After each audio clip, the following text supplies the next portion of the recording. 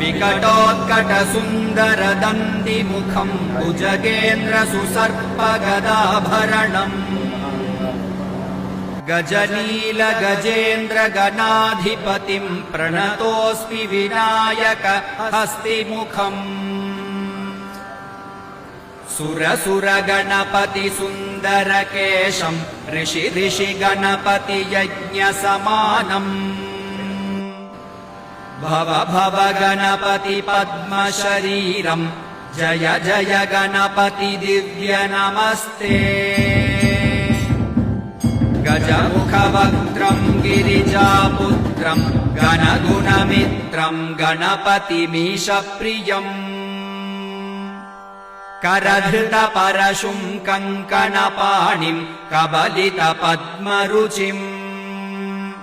सुरपतिवन्द्यम् सुन्दर